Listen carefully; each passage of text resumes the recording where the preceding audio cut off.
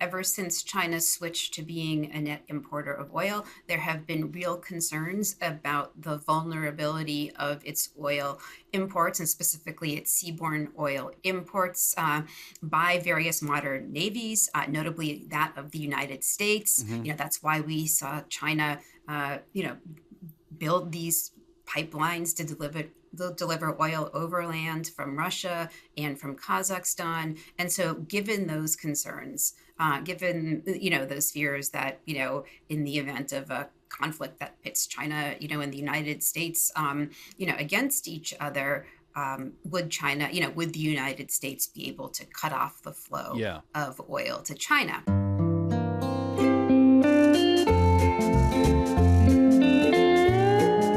Hello and welcome to another episode of the Odd Lots podcast. I'm Joe Weisenthal. And I'm Tracy Alloway. So, Tracy, we are recording this 1 p.m. March 4th, 2026. And it's one of those days where you have to nail the hour and the minute because who knows what's going to happen. Absolutely. Of course, we are in the midst of a war with Iran. And it's been an extraordinary week in markets, massive surge in the price of oil, all kinds of concerns about the sheer logistics of getting oil, as well as other commodities out of that region, who's going to be affected. The ramifications are just global for obvious reasons. Yeah, there's clearly a lot to talk about, Yes. but there are some interesting angles in particular that you and I have been discussing, and we're going to try to hit all of those sort of individually in a lot of different episodes that are coming up. But for this particular episode, we want to talk about something that, obviously the US, Europe have kind of been, I would say, the main subject of a lot of the hand-wringing or the focus at the moment. So Europe, we know, has had to grapple with higher energy costs for a while. And clearly, all this chaos in the Middle East is not going to be good for that. But one thing that hasn't gotten as much attention is what this actually means for China, which is a huge, huge purchaser of oil from the Middle East. Right. This is really important. So obviously in the U.S., we're sort of swimming with oil. We're an oil exporter. This could be very good also for our gas exports to Europe. I mean, already we've seen this big increase in gas exports from the U.S. to Europe, particularly just in the wake of the ongoing war in Ukraine. So this could be create further opportunities. But for all the countries that are, major importers, and China being one, is obviously of a very different dimension for them. Absolutely. Also, can I just say that this particular topic is finally an opportunity to touch on Teapot refiners in China, which I always wanted to do an episode on. Right. And for some reason, we never got to it. But now's our chance. I will learn what I've known at times what a teapot refiner is. Wait, what's your impression? If someone says Teapot refinery, what do you think? Don't put me on the spotlight. I would just imagine a little refinery. Yeah, I mean, that's it, basically. Okay. All right. Well, that was a good guess. Yeah, a it's teapot. easy. Yeah, I guess it's kind of I just think it has a cute name, and so I like thinking about it. Anyway, I'm very excited to say we really do have the perfect guest today to sort of talk about the energy dimension from some angles that deserve and need more exploration in this precise moment. We're going to be speaking with Erica Downs. She's a senior research scholar at Columbia University's Center on Global Energy Policy and an expert truly in this field. So, Erica, thank you so much for coming on Odd Lots. Thank you so much for having me. Why don't, just for the sake of our audience, why don't you give us the sort of brief overview of your work? Tell us a little bit about what you do in your general field of study. So my research focuses primarily on the geopolitics of energy. And so I've been kept busy recently looking at China's energy relationships with Russia, with Venezuela, and of course this week with Iran. So why don't you sum up, I guess, China's relationship with energy at the moment then? The only thing I know in recent times that sort of hit the headlines is that China's been importing an enormous amount of oil, which both suggests that it needs oil and it's an important thing for its economy to work, but also that, maybe in the face of tighter supply coming from the Middle East, it has something of a cushion. So yes, China has been putting a lot of oil into storage. They kickstarted their strategic petroleum reserve over 20 years ago and have been building it up precisely to have in moments like the one that we are in now. Now, China, as you mentioned, is a big importer of oil. about half the oil that about half the oil that China imports comes from the Middle East. Most of those Middle East oil supplies pass through the Strait of Hormuz, which is now closed. Talk to us a little bit about the volumes here that we're talking about. Tracy mentioned that obviously they're importing quite a bit and much of it keeping in storage. Like, okay, we're talking about Iran or something. How crucial is that relationship? What do we know about its volume? What do we know about pricing? Tell us some more details about this particular bilateral trading relationship. Sure. So last year, China imported 11.6 million barrels per day. About 1.4 million barrels per day came from Iran. So that accounted for about 12% of China's crude oil imports. The main buyers of Iranian oil in China are the Teapot refineries. I've been following the Teapot refineries for a long time, and I love to talk about them. Great. So Joe is great. very happy to hear you Yeah. speak about them in your introduction. Yeah, and so the Teapots are small, independent refineries. Many of them are clustered in Shandong province. They're not as big or sophisticated as the refineries operated by China's national oil companies or the new integrated refining and petrochemical projects. These are world-scale projects that have popped up in China over the past few years. So the teapots are much smaller, less sophisticated, and they rely on the discounts they can receive on sanctioned crudes to boost their bottom lines. And in some cases, they probably depend on these crudes for their survival. So they're the main buyers of Iranian crude in China. The national oil companies that were, lifting, all of Iranian's crude to take back to China, 10, 15 years ago are completely out of the Iran oil trading business because of concerns about U.S. sanctions. And I was going to say, and just to bring this back to the teapots, the reason why they are buying and the national oil companies, China's national oil companies aren't, is because the teapots are more risk tolerant. And what I mean by that is that the national oil companies have a vested interest in maintaining access to the US dollar financial system. These are global companies with global operations.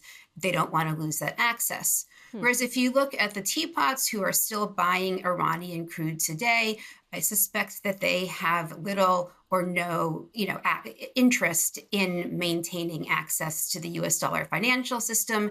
Sure, they'd prefer not to be sanctioned, but being sanctioned wouldn't be catastrophic for them in the way it might be for Sinopec or China National Petroleum Corporation. And so it's this risk tolerance as well as this pursuit of discounted barrels that has made the teapots the biggest importers of Iranian crude in China. So I don't mean to go on too big of a teapot tangent. How's that for alliteration, Okay. Joe? Thank you. But how did we end up with this situation where we have these national refining giants in China, which I assume, enjoy support from the state and they enjoy all the benefits of scale? And then you have these tiny or smaller refiners, independent refiners that have sort of cropped up. Like, how did that system actually begin? Yeah, so sure, happy to provide some background.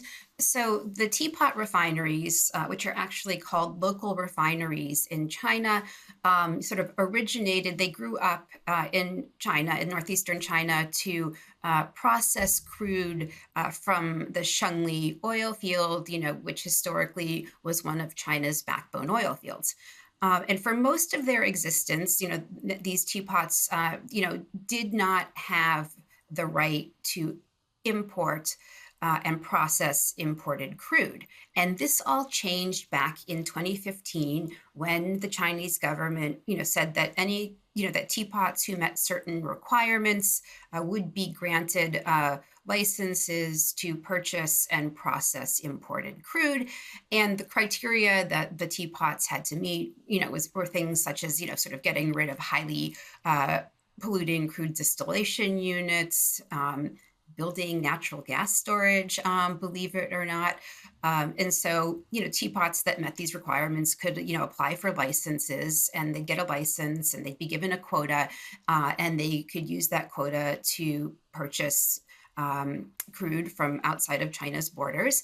And when I first started looking at the teapots, around the time that they got permission to import crude, they had a pretty diverse slate of suppliers. But as sanctions on countries such as Iran, Russia, Venezuela tightened, and discounts were on offer to entice buyers to take these barrels that a lot of other importers were consuming, the teapot stepped into the void. How big are these discounts? So intuitively, okay, a country gets sanctioned and then a bunch of buyers, and that makes a lot of sense, don't want to deal with it or don't want to risk getting sanctioned themselves. So when Iran, by dint of sanctions, essentially forced to sell a significant amount of their oil to these teapots, do we have a sense of like what the pricing is on these deals relative to overall oil prices?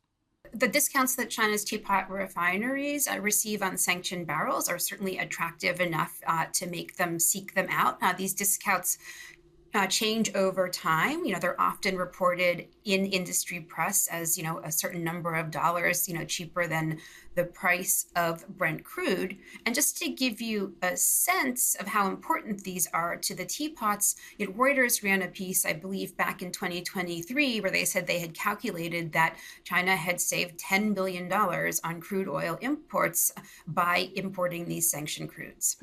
Okay, so you can imagine that in the current scenario where you have these teapot refineries that are, benefiting from the discount between sanctioned and non-sanctioned oil, they're going to be hit by, I guess, less oil in the system in general. But I mean, Russia still exists. Russian oil is still out there. Could you see a scenario where they just start importing more Russian oil to offset some of the supply that's lost in the Middle East? Yeah, I do think that is likely. And I will say this is actually a tough time for the teapots because last month, the Trump's removal of Venezuelan President Maduro from office and the U.S. taking control of the marketing of some of Venezuela's crude sort of raised questions about how much Venezuelan oil would China still be able to import and at what price, and sort of in anticipation of a potential shortfall in their Venezuelan oil imports, the teapots turned to Iran and specifically to purchasing Iranian heavy crude, which is a decent substitute and certainly could be obtained at a discount.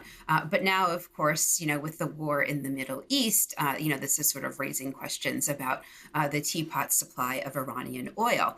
The good news, I guess, for China as a whole is that they are sitting on substantial strategic and commercial oil stockpiles, that should, that provide 120 days of China's net crude oil imports at the 2025 level. So, what that means is that if China was unable to import any oil at all, which obviously isn't going to happen, they could, rely on their stockpiles for 4 months of crude oil imports. And so if you look at the sort of Iranian crude and, perhaps other flows that might be disrupted by the closure of the Strait of Hormuz, they're sitting in a pretty good position. Also, there is, a good amount of Iranian and Russian crude in floating storage in Asia, off the coast of China and Malaysia. And, this had been sort of building up before the US and Israel launched their strikes on Iran. And there is also Iranian oil sitting in bonded storage in Chinese ports, which could be tapped into. You mentioned the significance of we're talking about the Iran-China trading relationship.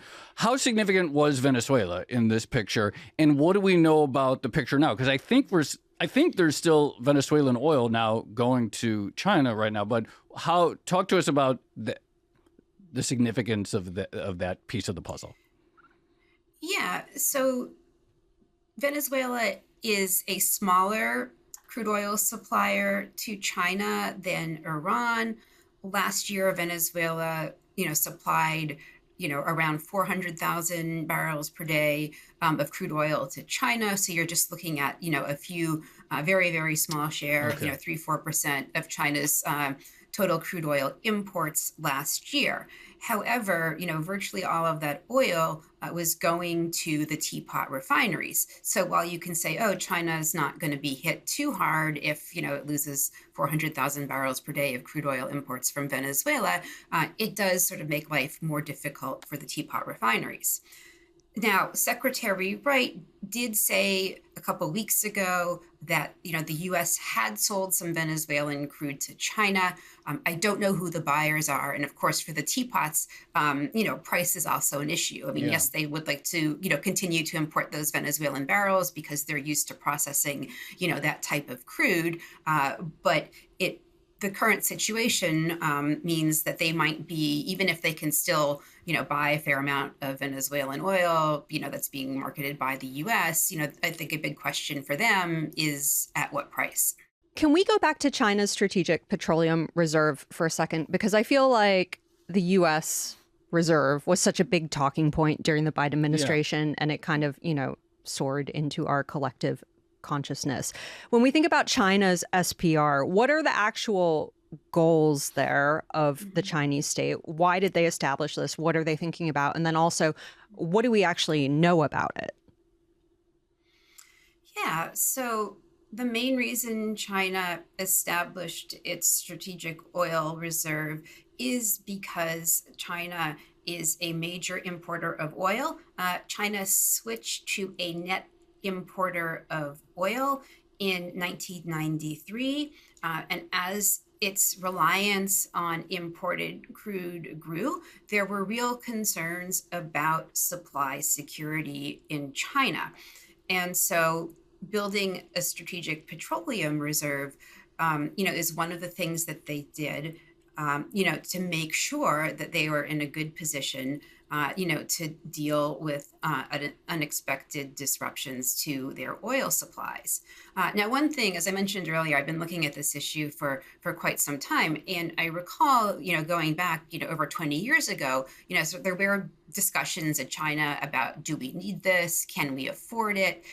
How big a stockpile, do we want to invest in building? And, as you may know, for states that are members of the International Energy Agency, which China is not, but the International Energy Agency, requires members to hold, stockpiles, equal to, 90 days of net oil import coverage, and so that's the benchmark that has been used in a lot of Chinese discussions about its SPR over the years. And, again, I remember, going back 15, 20 years ago, and you did have voices in China that were saying, we already import a lot of oil. Our imports are going to continue to grow. Can we really afford to build 90 days of net oil import coverage? But if you fast forward to today and you look at the different estimates out there about how much oil is sitting in storage in China, to include both strategic stockpiles as well as commercial stockpiles, held by oil companies, China holds more than 90 days of net oil import coverage. And so looking at the disruptions, to China's, looking at the geopolitical sort of upheavals in, crude oil markets, just this calendar year with the U.S. actions in Venezuela and now Iran, the fact that China is sitting on these substantial stockpiles, has to be a source of peace of mind and sort of a vindication for undertaking this project. Yeah. Tracy mentioned, obviously, all the fights about the SPR in the U.S. under the Biden administration. And it's kind of weird because, there's some question, why does, the U.S. is a massive exporter, producer of oil now in a way that wasn't the case 20 years ago or 30 years ago, or at the time, certainly at the time that the SPR was first conceived. So it's a little unclear what the point of an SPR is, and so I'm not surprised that it's sort of used to lower the price of gasoline for consumers in a time of high inflation and so forth. In China, where, the automobile, they're switching rapidly to EVs, oil is not going to be as important for that, and it's going to continue to be less important over time. How much is it about prosecuting a war at some point and the prospect that they would completely get shut off from oil imports in the event of aggression? And how much is that really what it's about, having the resources to fight a war if and when that time comes? Yeah, no, I absolutely think that is part of it. Ever since China switched to being a net importer of oil, there have been real concerns about the vulnerability of its oil imports, and specifically its seaborne oil imports by various modern navies, notably that of the United States. That's why we saw China, build these pipelines to deliver oil overland from Russia and from Kazakhstan. And so given those concerns, given, those fears that, in the event of a conflict that pits China, and the United States, against each other, would China, would the United States be able to cut off the flow of oil to China? And just to put this, sort of even in sort of broader historical context, if we go back to, the 1960s, at the time that the relationship between China and the Soviet Union was falling apart, at that point, China was heavily reliant on the Soviet Union for refined products needed to fuel its military, like jet fuel. And so as those tensions between China and the Soviet Union increased, the USSR did cut back on refined oil product exports to China. China has firsthand experience of being in, a tense relationship with another major power, and having that major power, squeezed the country with respect to imported oil products.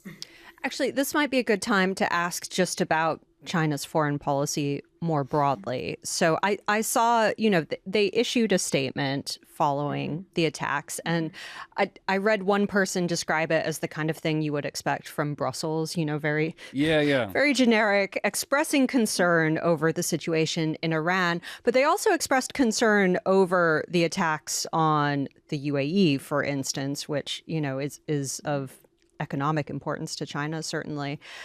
What's your sense of, I guess, what is at stake beyond just oil for China in this particular situation? Sort of looking beyond China's energy imports from the region, China's national oil companies are big producers in Iraq, so they have a number of upstream assets in that country. Chinese firms are also involved in building other types of infrastructure in the region. For example, there are Chinese companies that are building, operating renewable energy facilities, especially solar farms in the region. And because of this, we've seen, Beijing call not just, for everyone to help ensure the free flow of energy from the region, but also to make sure that civilians aren't hit, right? Because you have Chinese citizens on the ground there. It doesn't want them to get hit. It doesn't want any of its sort of physical economic assets, infrastructure in the region to get hit. Joe, I just remembered in Dubai, kind of outside of like main Dubai, there was this mall, and I think it was called Dragon Mart, and it was just a Chinese market. I bet I'd love it. Dubai. You would love it. Absolutely. Like everything imaginable was available there. And like when you went there, it felt very, very surreal, actually. Oh, yeah, I would love it. That sounds like the most interesting thing I've heard of in Dubai. Nothing else. Nothing else about Dubai has ever made me. I can tell you more interesting things. There's the North Korean restaurants and things like that. Oh, I want to check out a North Korean restaurant. Yeah, maybe you do and maybe you don't. I've been to one in Beijing. Oh, really? Many years ago. Yeah, I've read about them. I've read about like the chain of North Korean. It's just Korean food, right?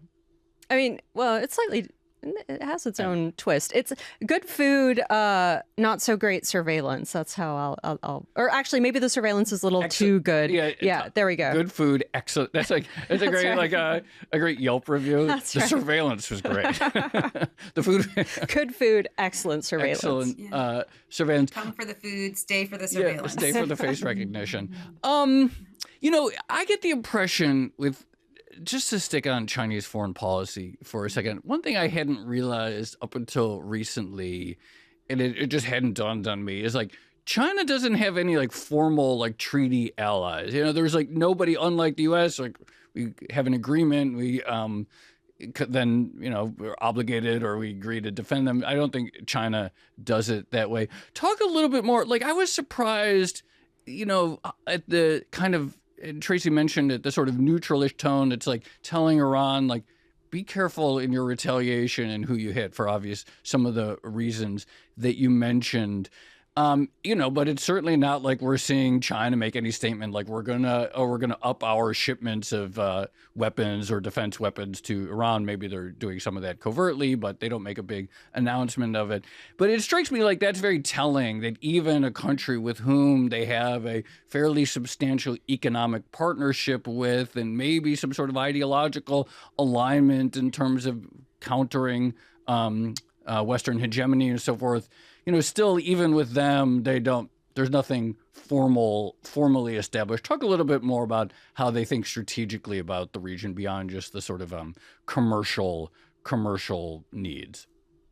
Sure. So China wants to maintain good relations with Iran, and it also wants to maintain good relations with Saudi Arabia, the UAE, Oman, other states in the region. And so China historically has, sort of walked this tightrope, in trying to, balance relationships, with the Saudis, with the Iranians. And, I think they have been pretty successful in pulling that off.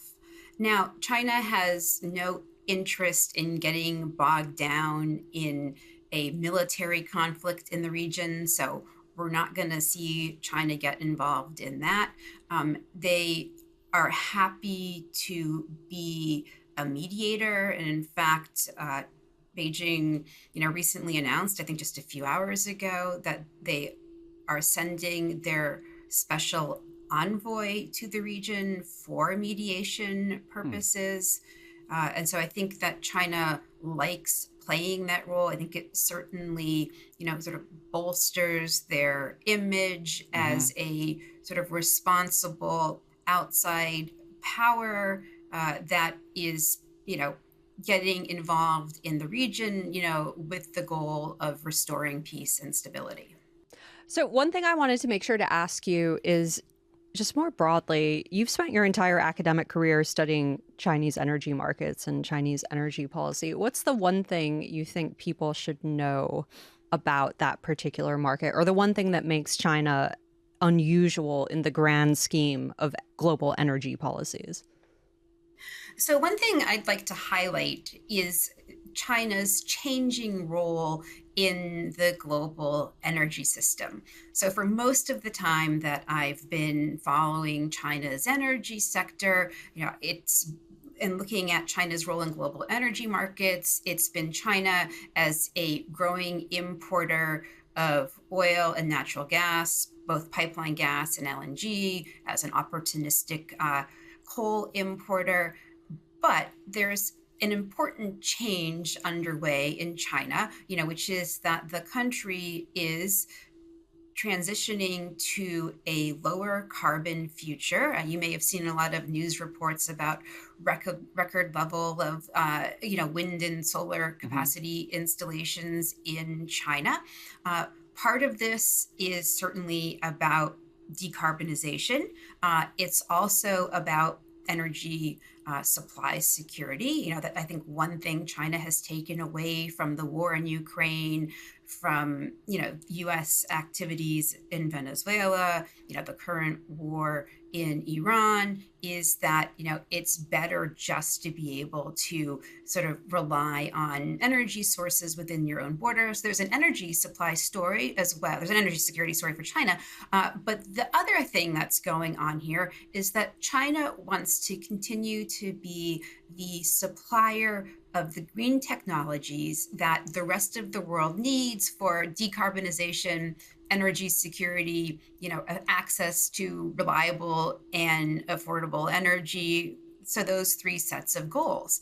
And so we are seeing China emerge as this green tech superpower, if you will. And so it's very interesting to sort of think about this, and China playing this role, at the same time that the United States is advancing this agenda of energy dominance, which of course is focused on, exporting more U.S.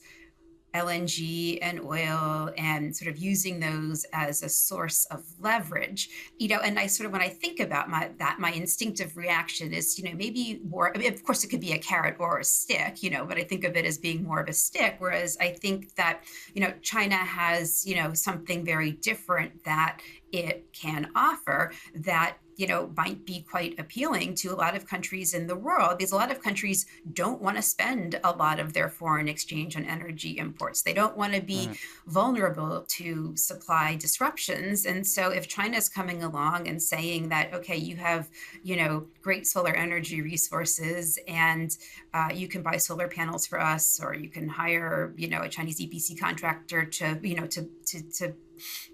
build you, a solar farm, then, countries don't have to spend as much energy on foreign exchange. And just as one example, I did a lot of work a number of years ago, like circa 2018, 2019, looking at why China, was building, so many coal-fired power plants in Pakistan when the country had, sort of tremendous, renewable energy resource, wind and solar resources, especially solar.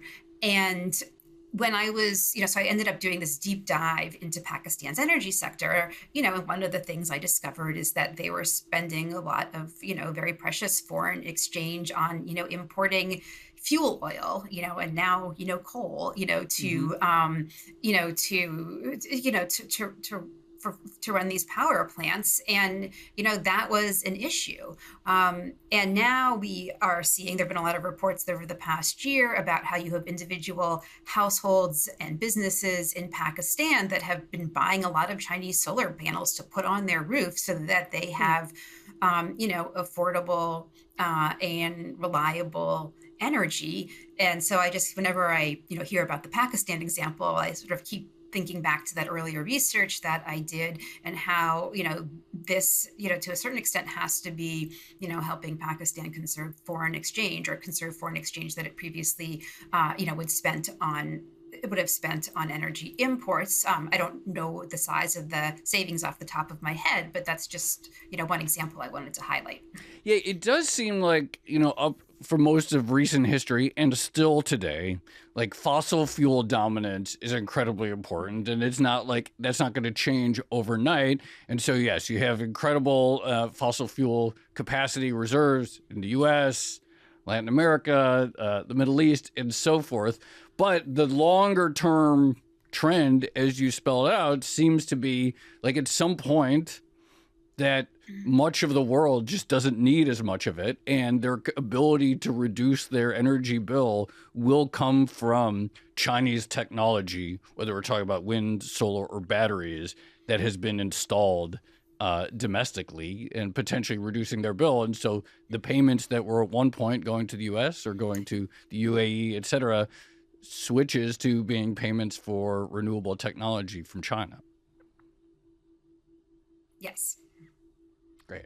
I summed up the. I could also. The other sort of thing here is that I think that, and if we sort of, looking again at China, China's demand for diesel and gasoline has already peaked. In the case of diesel, a lot of that has to do with the property collapse. With gasoline, it's been the rapid uptake of EVs, and as a result of this very rapid uptake of EVs, the International Energy Agency, some of China's national oil companies, have moved forward their date for when China's, overall oil demand is going to peak. And before I was seeing dates closer to 2030, now 2027. At one point, Sinopec, one of the national oil companies, had even said, 2025.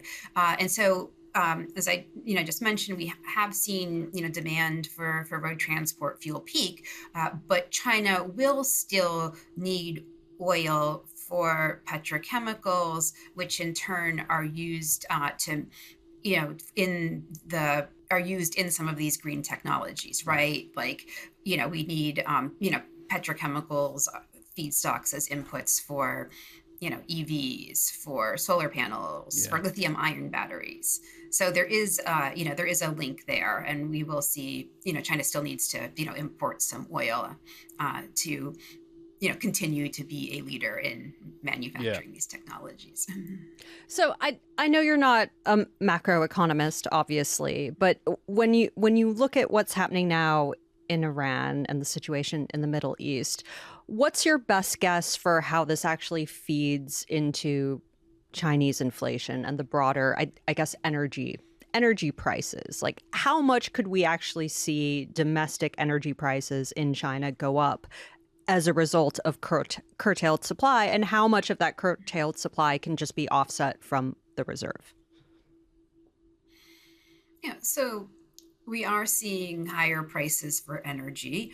I know we've been talking a lot about oil, but I'd actually like to turn to LNG to answer this question. So China imports almost 1/3 of its LNG from the Middle East. Almost all of that comes from Qatar, with, a little bit from the UAE and Oman. Oman obviously lies outside the Strait of Hormuz, but if you look at the supplies coming, first and foremost from Qatar and that little bit from the UAE, those supplies are no longer flowing to China, and China doesn't have a massive, strategic gas reserve, the way it does with oil. And so, to the extent, the longer, the supply of LNG from Qatar to China is disrupted, the more China is going to be under pressure to cobble together a response. And I think in the very short term, one of the big things, that they can do is find ways to use less gas. And here, sky high, prices for spot cargoes, is going to help China do that, and there has been reporting in industry press where, unnamed, traders, certainly at the big state-owned companies, have been saying that, we're not going to buy anything on the spot market right now because prices are just too high. Do they frack in China? Have they got into the fracking revolution yet? Is that a thing over there? Yeah, they have. And actually last year, 43% of China's natural gas production came from unconventional sources. Huh. And this statistic is really of interest to me because I remember, back when the U.S. shale revolution was taking off, people would often note that on paper, China's, shale resources were, sort of either, were bigger than or, almost as big as the United States. Like basically, this is going back like 15, 16 years. But basically, China had big shale resources on paper. And so I would often get the question, are we going to see a shale revolution in China?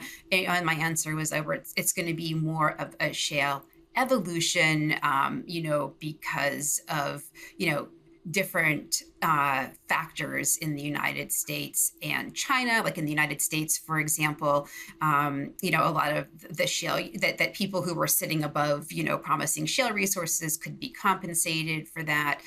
Not so much in China. In the United States, the shale revolution was really launched by these, small, nimble companies, really seeking to maximize profit. Whereas in China, if you look at all the, upstream oil and gas assets, they're concentrated in the hands of China's national oil companies, Right. which are state owned, maybe not as nimble, and certainly have, and so, so there are a number of different factors. Those are just, two that I can, Wait, I'm really interested in this, because if you think about China's, large infrastructure projects and its renewable build out, it feels like they basically are able to flip a switch and say, like, we want to go big on this, and then they go big on this relatively quickly and probably faster than it usually happens in places like the States. But you're saying for this one thing, for fracking, that wasn't the case, which is very surprising to me.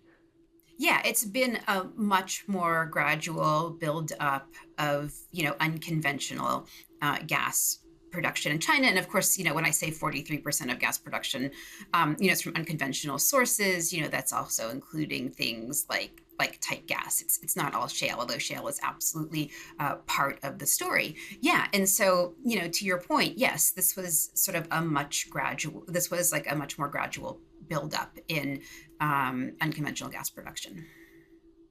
All right. Erica Downs, fascinating conversation. I learned a lot in that 45 minutes. Really appreciate you coming on to Odd Lots, and thanks for joining us. Thanks so much for having me.